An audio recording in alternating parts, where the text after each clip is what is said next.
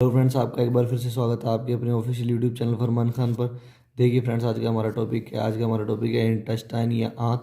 आज हम small intestine के बारे में पढ़ेंगे और आज हम साथ ही माइक्रोविली विली और या फिर जो प्लिका सर्कुलेरिस होता है या जिन्हें वॉल ऑफ कैकरिंग भी बोलते हैं उसके बारे में आज हम पढ़ेंगे। इससे पहले देख लेते हैं हमने पिछली वीडियो में क्या पढ़ा था। पिछली वीडियो में हमने स्टमक के बारे में पढ़ा था, तो आज का वीडियो बड़ा इंपॉर्टेंट है, तो ध्यान से समझिएगा फ्रेंड।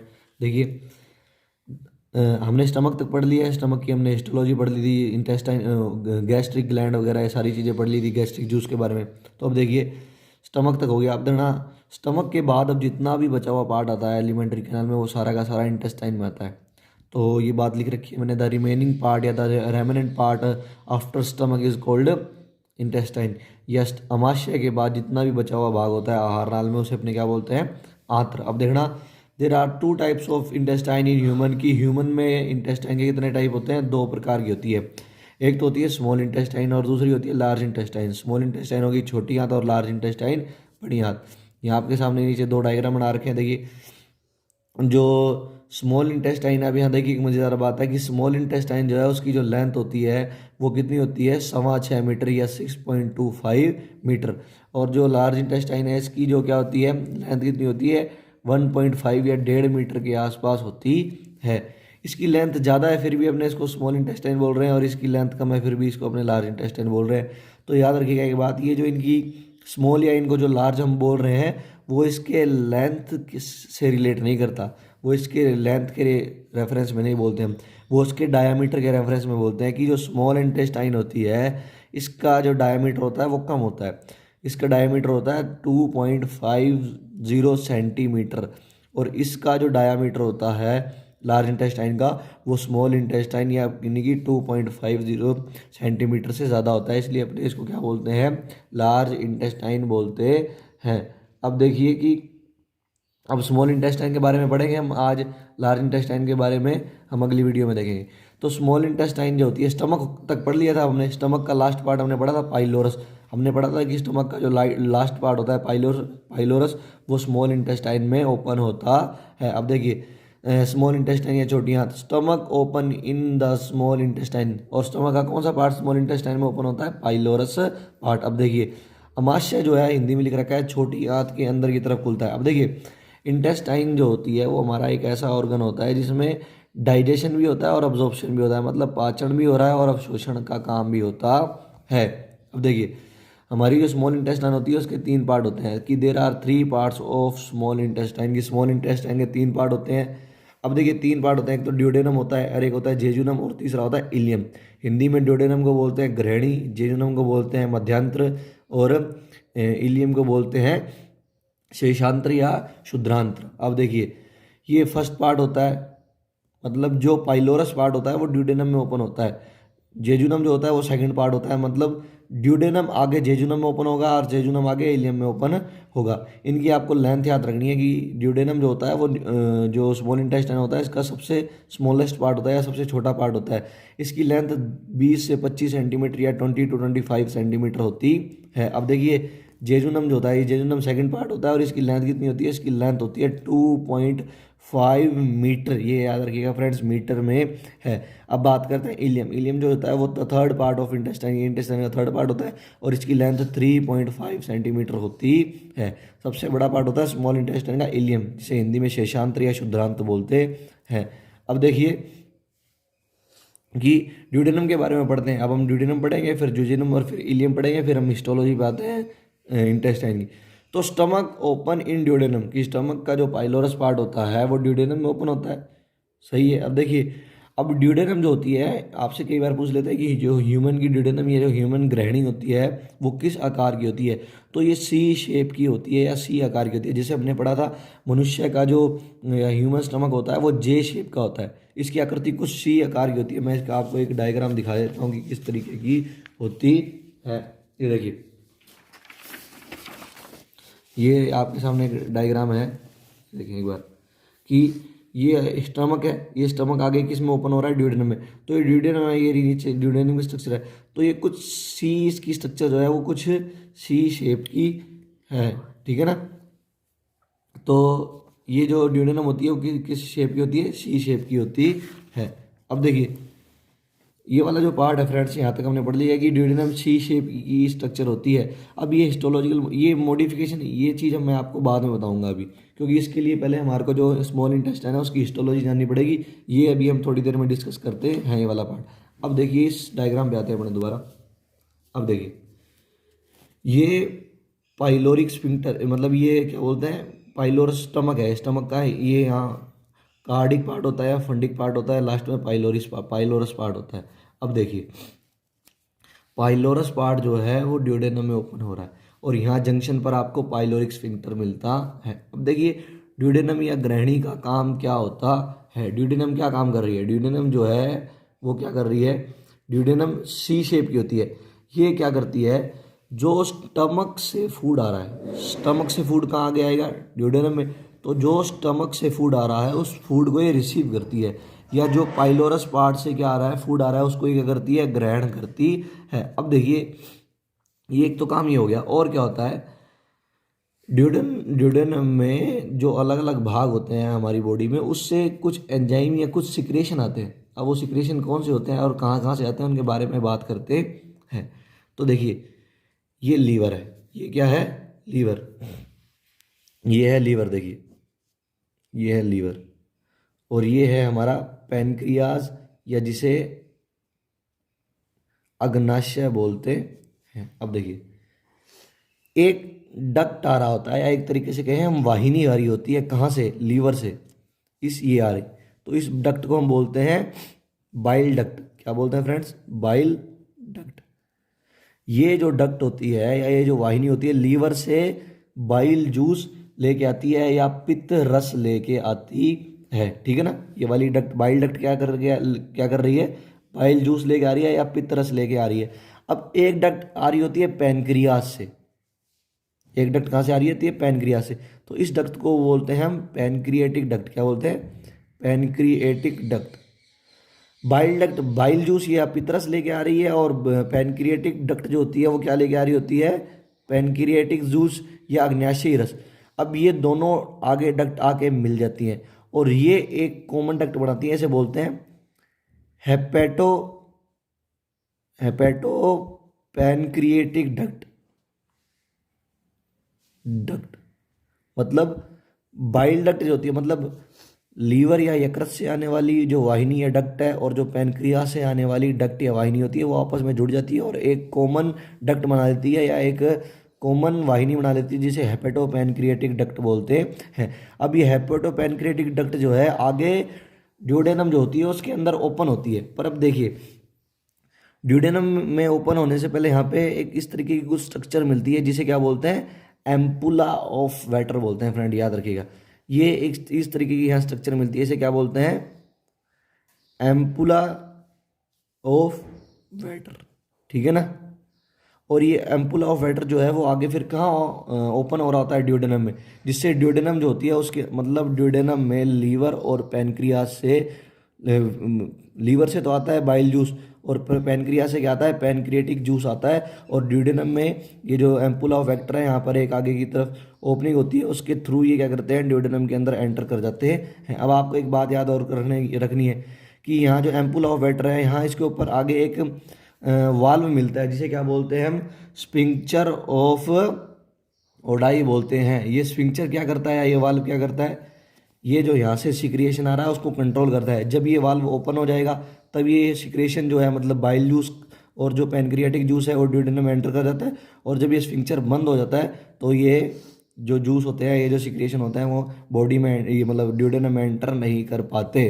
तो ये इतना था ड्यूडेनम के बारे में। अब बात करते हैं जेजुनम की। तो देखिए जेजुनम जो है, ड्यूडेनम, अब देखिए ड्यूडेनम फर्स्ट पार्ट था, अब ड्यूडेनम ओपन इन जेजुनम, कि ड्यूडेनम जो होती है वो आगे जेजुनम में ओपन हो जाती है। It is the second part of small intestine, ये स्मॉल इंटेस्टाइन का दूसरा पार्ट होता है, और इसकी लेंथ हमने बात करी ली है, इसकी लेंथ होती है 2.5 मीटर। अब देखिए आगे इलियम जो है, इलियम क्या करता है कि इलियम, इसे शुद्रांत बोलते हैं, कि jejunum open in ileum, it is the third part of small intestine, कि कि अब जेजुनम जो है वो इलियम में ओपन होता है और ये सबसे लार्जेस्ट पार्ट होता है किसका, स्मॉल इंटेस्टाइन का। और क्या करता है जो आगे की तरफ, अब इलियम आगे किसकी तरफ किस में ओपन होती है, अब इलियम आगे चलकर लार्ज इंटेस्टाइन या बड़ी आंत के अंदर ओपन होगी। अब देखिए जेजुनम इलियम में खुलती है, इलियम छोटी आंत का तीसरा भाग होती है और सबसे बड़ा पार्ट होती है, और इसके ये आगे चलकर किस में ओपन होती है, ये आगे चलकर लार्ज इंटेस्टाइन में ओपन होती है। अब देखिए अब हम पढ़ते हैं एनाटॉमी ऑफ मतलब स्मॉल इंटेस्टाइन। इसमें बड़े बच्चों को दिक्कत होती है तो हम इसे बढ़िया तरीके से करने की कोशिश करेंगे। तो इधर देखिए एक एक करके डायग्राम देखने की इसकी हम कोशिश करते हैं। तो फ्रेंड्स ये देखिए मैंने यहाँ एक स्मॉल इंटेस्टाइन बना रखी है। देखिए मान लो ये स्मॉल इंटेस्टाइन, ठीक है, ये बीच में ल्यूमन है या गुहा है, ठीक है ना, और ये इंटेस्टाइन के बाहर वाला पार्ट है। तो ये इंटेस्टाइन की वॉल हो गई, ये इंटेस्टाइनल वॉल होगी। अब अपने को इस इंटेस्टाइनल वॉल की हिस्टोलॉजी देखनी है।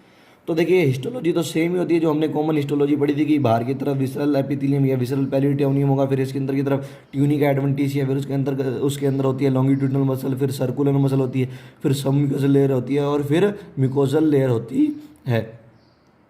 म्यूकोसल लेयर में भी हमने तीन चीज़ें पढ़ी थी कि मस्कुलरिस इंटरना मिलती है, लेमिना प्रोपरिया होती है और लास्ट में अंदर की तरफ एपिथेलियम होती है। तो अब देखते हैं यही चीज़ें होती हैं। अब ये इंटेस्टाइनल वॉल है। अब ये इंटेस्टाइनल वॉल का मैंने यहाँ से एक पार्ट कट करा है इतना, मतलब ये मैंने इंटेस्टाइन वॉल इसको मैंने थोड़ा सा बड़ा किया है और आपके सामने बनाया। अब इसको समझने की कोशिश करते हैं। तो देखिए सबसे बाहर की तरफ वही है विसरल एपिथेलियम की लेयर मिलेगी, फिर अंदर की तरफ ट्यूनिक एडवेंटिशिया मिलती है, फिर अंदर की तरफ मिलेगी आउटर लॉन्गिट्यूडनल मसल, फिर अंदर की तरफ आपको मिलती है इनर सर्कुलर मसल, फिर आपको जो ये लेयर दिखाई दे रही है ये आपको दिखाई दे रही है सब म्यूकोजल लेयर। अब एक चीज़ याद रखने वाली है, हमने ईसोफेगस पढ़ चुके हैं, हम स्टमक पढ़ चुके हैं, उनकी जो म्यूकोजा थी वो एकदम फ्लैट थी, बिल्कुल सीधी थी। म्यूकोजल लेयर जो होती है वो बिल्कुल सीधी होती है, बट इंटेस्टाइन में ऐसा नहीं होता, या आंत में ऐसा नहीं होता। आंत या इंटेस्टाइन की जो म्यूकोजल लेयर होती है ना वो बिल्कुल फ्लैट नहीं होती। वो क्या करती है, जो ल्यूमन होती है या गुहा जो होती है उसके अंदर की तरफ क्या करती है, फोल्ड बना लेती है या एक तरीके से अंदर की तरफ मुड़ जाती है और क्या बनाती है, कुछ फोल्ड का निर्माण करती है, कुछ वलन बनाती है। देखिए अब ये म्यूकोजल लेयर थी, अब ये ल्यूमन या गुहा के अंदर क्या कर गई, फोल्ड कर गई, जिसकी ये अंदर की तरफ इसने फोल्ड बना लिए। अब याद रखना फ्रेंड्स, जो म्यूकोजल लेयर ल्यूमन के अंदर फोल्ड बनाती है, इन फोल्ड को प्लीका सर्कुलरिस या फोल्ड ऑफ कैकरिंग बोलते हैं। क्या बोलते हैं, प्लीका सर्कुलरिस या फोल्ड ऑफ कैकरिंग। ये फोल्ड ऑफ कैकरिंग है क्या, दरअसल में वास्तव में ये है क्या, फोल्ड ऑफ म्यूकोजा है। ये म्यूकोजा के फोल्ड हैं या म्यूकोजा के वलन हैं। अब देखिए मैंने क्या करा है, अब मैंने यहाँ एक क्या करा है जो फोल्ड है म्यूकोजा का, जिसे हम क्या बोल रहे हैं, वॉल ऑफ कैकरिंग बोल रहे हैं, प्लीका सर्कुलरिस कर रहे हैं बोल रहे हैं, उसको मैंने बड़ा करा है। अब देखिए ये आ गया वन फोल्ड ऑफ कैकरिंग या वर्ल्ड फोल्ड ऑफ प्लीका सर्कुलरिस। तो देखिए एक फोल्ड जो होता है ना, ये एक्चुअल में ऐसा नहीं होता, इसके ऊपर भी कुछ इस तरीके से फिंगर लाइक प्रोजेक्शन मिलती है। ये मैंने सारी चीज़ें एक ही इसमें नहीं बनाई डायग्राम में, अगर मैं बनाता तो बड़ा होच पोच हो जाता और समझ में नहीं आता कुछ। तो अब ये जो है प्लीका सर्कुलरिस ये जो है, और ये क्या है जो वॉल एक फोल्ड बनाया मैंने कैकरिंग का, ये प्लेन सा ऐसे प्लेन नहीं होता, इसके ऊपर भी ऐसे अपने को अगर अपने एक्चुअल बनाए तो इसके ऊपर भी ऐसे फोल्ड मिलेंगे। तो ये यहाँ फोल्ड बनाए हैं, इन फोल्ड को अपने क्या बोलते हैं, इन फोल्ड को अपने बोलते हैं विलाई। क्या बोलते हैं, विलाई। अब देखिए मतलब विलाई कहाँ किसके ऊपर प्रेजेंट है, विलाई प्रेजेंट है प्लीका सर्कुलरिस के ऊपर, और विलाई है क्या, फिंगर लाइक प्रोजेक्शन है। अब देखिए मैंने यहाँ दो विलाई लिए हैं और इनको फिर मैंने जूम आउट किया है, इनको मैंने बड़ा करके बनाया है। अब ये डायग्राम ढंग से समझने की कोशिश करते हैं। तो देखिए ये हमारे विलाई हैं, ये एक विलाई है और ये दूसरा विलाई है। अब विलाई की स्ट्रक्चर कैसे होती है, तो विलाई के यहाँ बाहर ऊपर की तरफ क्या मिलता है हमारे को, यहाँ बाहर की तरफ हमारे को सेल मिलती है। कौन सी सेल मिलती है, यहाँ बाहर की तरफ हमारे को मिलती है सिंपल कोल्यूमनर या सरल स्तंभाकार कोशिकाएं मिलती हैं। हमने एनिमल टिश्यू वाले चैप्टर में पढ़ा है कि जो इंटेस्टाइन होती है उसके अंदर सिंपल कोल्यूमनर टिश्यू मिलता है। और सिंपल कोल्यूमनर भी कौन सा होता है, कोल्यूमनर होता है ब्रश बोर्डेड, जिसके ऊपर छोटे छोटे क्या मिलते हैं, ब्रश लाइक स्ट्रक्चर मिलती है। अभी मैं बताऊंगा। देखिए मतलब इस तरीके की सेल होती हैं कोल्यूमनर, ये ब्रश बॉर्डेड कोल्यूमनर सेल है। अब देखिए तो ये एक विली की स्ट्रक्चर देखते हैं। एक विली के वैसे बाहर की तरफ एपिथेलियम की लेयर होती है, और ये कौन सा एपिथेलियम होता है, ये क्या होती है, ये एपिथेलियल सेल होती है, ठीक है ना, ये रही। अब मैं देखिए इसमें एपिथेलियल सेल को थोड़ा सा बड़ा करके बनाऊं तो एपिथेलियल सेल आपकी इस तरीके से दिखाई देगी। ये कॉलम्नर सेल है और इसके ऊपर ये ब्रश लाइक स्ट्रक्चर दिखाई दे रही है, इनको बोलते हैं माइक्रोविली। तो देखिए सबसे पहले ऊपर की तरफ क्या थे, सबसे पहले ऊपर की तरफ थे आपके प्लीका सर्कुलेस। प्लीका सर्कुलरिस के ऊपर क्या मिले अपने को, विली मिले। अब विली के ऊपर ये सेल है, कौन सी, कॉलम्नर सेल। इन कॉलम्नर सेल के ऊपर की तरफ क्या दिखाई दे रही है अपने को, ब्रश के समान स्ट्रक्चर दिखाई दे रही है, इनको माइक्रोविली बोलते हैं। तो ये प्लीका सर्कुलरिस, विली और माइक्रोविली आपस में मिलकर क्या बनाती हैं, ये क्या करती हैं, जो स्मॉल इंटेस्टाइन होती है या छोटी आंत होती है उसका सरफेस एरिया जो होता है वो इंक्रीज करती है। अब देखिए इस डायग्राम को देखते हैं अपने कि अब इस डायग्राम को समझने की कोशिश करते हैं। ये देखें कि ये बाहर की तरफ कौन सी हैं, कॉलम्नर सेल मिल रही हैं, इनके ऊपर माइक्रोविली मिलती है। अब देखिए ये जो एक विली होती है ना, उस एक विली के अंदर 3 स्ट्रक्चर एंटर करती हैं, क्या क्या। एक तो स्ट्रक्चर ये ब्लैक कलर की आपको दिखाई दे रही होगी, ये वाली, ये जो स्ट्रक्चर है एक ये एंटर कर रही है, ये होती है आर्टरी। ये लिख रखा है मैंने आर्टरी, जो इसके अंदर ऑक्सीजनेटेड ब्लड लेके जा रही है। मतलब ये ऑक्सीजनेटेड ब्लड या ऑक्सीजनित रक्त लेके जाएगी और आगे चलकर इन कोशिकाओं को रक्त दे देगी। फिर यहाँ पे मिलती है अपने को एक वेन, मतलब शिरा। ये क्या करती है, ये यहाँ से कार्बन डाइऑक्साइड को लेके आती है, मतलब डीऑक्सीजन ब्लड लेके आती है। तो 2 स्ट्रक्चर, एक तो आर्टरी मिलती है और एक वेन मिलती है। ये ऊपर ब्लैक कलर से आर्टरी और नीचे वेन दिखा रखी है। ये ऊपर की तरफ मैंने देखी एक स्ट्रक्चर और दिखा रखी है, ये अंदर की तरफ एंटर करती है, इसे बोलते हैं लिम्फ वेसल। क्या बोलते हैं इसे, लिम्फ वेसल। यहाँ ये मैंने एक अलग से दिखा रखी है, ये देखो ये लिम्फ वेसल है।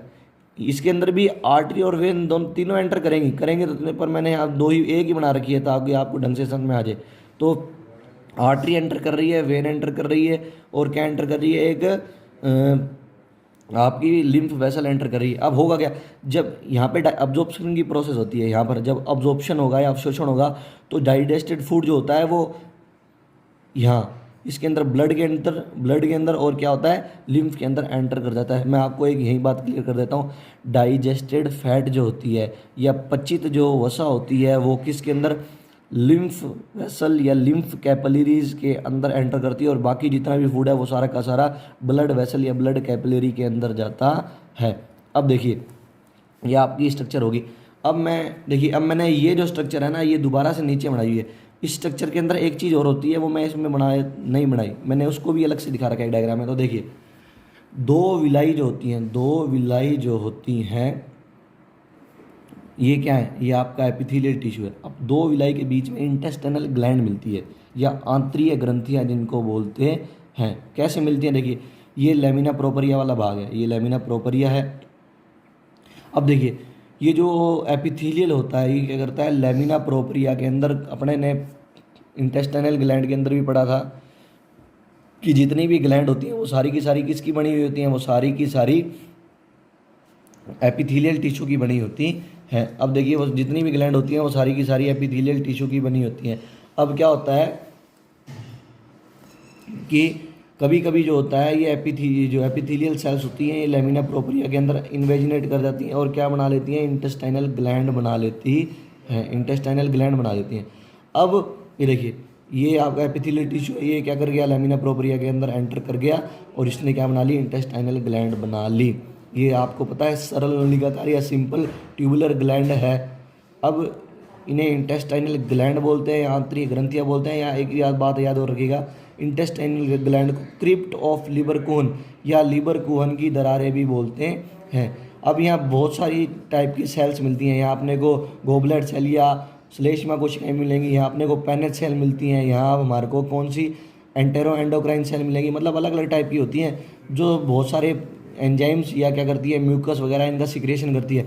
उस सिक्रेशन को अपने एकत्रित रूप से या सामूहिक रूप से कलेक्टिवली क्या बोलते हैं, सक्कस इंटेरिकस या आंतरीय रस बोलते हैं। तो अब एक बात और याद रखनी है अपने को फ्रेंड्स कि ये जो इंटेस्टाइनल ग्लैंड होती हैं इन्हीं के पास क्या मिलते हैं, हमारे को कुछ समूह मिलते हैं, किसके, लिम्फोइड टिश्यू के यहाँ कुछ समूह मिलते हैं। इन समूह को बोलते हैं pair of patches. Pair of patches क्या है, पेयर ऑफ पैचेस जो है इंटेस्टाइनल ग्लैंड के पास लेमिना प्रोपरिया के अंदर इंटेस्टाइनल ग्लैंड के पास लिम्फोइड टिश्यू के कुछ मासेस मिलते हैं जिन्हें क्या बोलते हैं हम, पेयर ऑफ पैचेस बोलते हैं। एक सेकंड में जल्दी से हम ये पूरी की पूरी चीज़ रिवाइज कर लेते हैं। देखिए फ्रेंड्स कि इंटेस्टाइन है, इंटेस्टाइन की वॉल है, अंदर की तरफ म्यूकोसा फोल्ड हुई, म्यूकोसा ने अंदर की तरफ फोल्ड होके क्या बनाया, प्लिका सर्कुलरिस या फोल्ड ऑफ क्या बनाया भाई, कैकरिंग बनाया। अब क्या हुआ आगे की तरफ, ये एक मैंने जूम आउट किया है, इसके ऊपर भी अपने को फिंगर लाइक प्रोजेक्शन मिलती है जिन्हें विली बोलते हैं। मैंने विली को जूम आउट किया है, विलाई की स्ट्रक्चर इस तरीके से होती है। ये इंटेस्टाइन ग्लैंड फ्रेंड होगी तो इसी के अंदर यहीं प्रेजेंट, और मैंने एक अलग से आपको डायग्राम में बता दी। अब ये मैंने 2 विलाई को जूम आउट करके बनाया कि विलाई की स्ट्रक्चर कैसे होगी। विलाई के ऊपर भी माइक्रो विलाई होती हैं, कैसे माइक्रो विलाई कैसे होती है, इसके ऊपर यहाँ ऊपर की तरफ हमारे को एपिथेलियल सेल मिलती है, कोल्यूमनर ब्रश बॉर्डर्ड कोल्यूमनर या सूक्ष्मांकुर युक्त स्तंभाकार कोशिकाएं मिलती हैं, इनके ऊपर माइक्रोविली होती हैं। ये सारी की सारी तीनों चीज़ जो होती हैं वो सरफेस एरिया या सतही क्षेत्रफल बढ़ा देती हैं छोटी आंत का, जिससे अब्जॉर्प्शन इजीली हो सके। और यहाँ बाद में अपने को इंटेस्टाइनल ग्लैंड मिलती है, इसके अंदर कौन कौन सी सेल होती हैं इसके बारे में अभी हमने बात कर ली, अलग अलग होती है। और इसके जो सिक्रेशन होता है उसे क्या बोलते हैं, सक्कस इंटेरिकस या आंतरिक रस बोलते हैं। पेयर ऑफ पैचेस की बात कर ली। अब याद रखिएगा पेयर ऑफ पैचेस जो होते हैं वो सिर्फ और सिर्फ इलियम वाले पार्ट में होते हैं, जो तीसरा पार्ट होता है ना इंटेस्टाइन का उसके अंदर होते हैं, बाकी नहीं होते। अब जो हमने पीछे एक बात छोड़ दी थी वो देख लेते हैं। अब देखिए इंटेस्टाइनल ग्लैंड फ्रेंड हर जगह, इंटेस्टाइनल ग्लैंड तो सारी जगह मिलती है। इंटेस्टाइनल ग्लैंड है कौन से रीजन में, ये देखिए लेमिना प्रोपरिया के अंदर है इंटेस्टाइनल ग्लैंड। और कहाँ कहाँ होती हैं, ये ड्यूडेनम में भी मिलेंगी, जेजुनम में भी मिलेंगी, इलियम में भी मिलेंगी। अब क्या होती है, एक तो इंटेस्टाइनल ग्लैंड होती है, इंटेस्टाइनल ग्लैंड के अलावा एक प्रकार की आंतरिक ग्रंथियाँ और होती हैं जिन्हें हम क्या कहते हैं, जिन्हें हम बोलते हैं ब्रूनर की ग्रंथियाँ। ये देखिए बात मैंने लिख रखी है, देखिए अब देखिए ब्रूनर की, देखिए इंटेस्टाइनल ग्लैंड या आंतरिक ग्रंथियाँ 2 प्रकार की होती हैं। एक तो हमने पढ़ लिया क्रिप्ट ऑफ लिबरकूहन बोलते हैं जिन्हें, और दूसरी होती हैं ब्रूनर की ग्रंथियाँ। तो अब याद रखिए जो आपकी क्रिप्ट ऑफ लिबरकूहन है वो पूरी इंटेस्टाइन में मिलती है तीनों पार्ट में, बट ये जो ब्रूनर की ग्रंथियाँ होती हैं सिर्फ और सिर्फ आपके ड्यूडेनम में मिलती हैं। और वो भी कौन से वाले पार्ट में मिलेंगी, सब म्यूकोजल वाले पार्ट में मिलती हैं। और जो क्रिप्ट ऑफ लिबरकूहन है वो आपके कहाँ मिलती है, लेमिना प्रोपरिया में। फ्रेंड्स ये बड़ा इंपॉर्टेंट है, ये याद रखिएगा, क्योंकि देखिए पूरी इंटेस्टाइन की अगर आप लेंथ चेक कर लीजिए उसमें जितनी भी ग्रंथियाँ मिलेंगी किसी भी इंटेस्टाइन में वो सारी की सारी ग्रंथियाँ लेमिना प्रोपरिया के अंदर मिलती है। पर ये एक ब्रूनर की ग्रंथि ऐसी होती है जो सब म्यूकोजा वाले पार्ट में मिलती है इंटेस्टाइन के अंदर, और सिर्फ ड्यूडेनम के अंदर मिलती है। तो ये मैंने लिख रखा है कि इन submucosal part Brunner gland is present की, इसके सबम्यूकोसा स्तर में क्या मिलती है, ब्रूनर की ग्रंथियां पाई जाती हैं। अब देखिए ये एक लास्ट बात और रहेगी, ये देखिए सॉरी ये इधर नहीं था, ये इसके अंदर है। अब देखिए कि Brunner gland secrete alkaline substance की, जो ब्रूनर की ग्रंथि अब करती क्या है, ये क्षारीय पदार्थ स्रावित करती है जिसके अंदर सबसे ज़्यादा मात्रा में क्या होती है, म्यूकस होती है। तो ये थी आज की हमारी वीडियो फ्रेंड्स, जिसमें हमने इंटेस्टाइन के बारे में पढ़ा। अगर आपको वीडियो पसंद आई हो तो लाइक करें, ज़्यादा से ज़्यादा शेयर करें, और अगर आपको इसमें से कोई भी टॉपिक नहीं समझ में आया तो आप मेरे को कमेंट करके बता सकते हैं, जिससे मैं आपको ये टॉपिक अच्छे तरीके से समझा सकूं।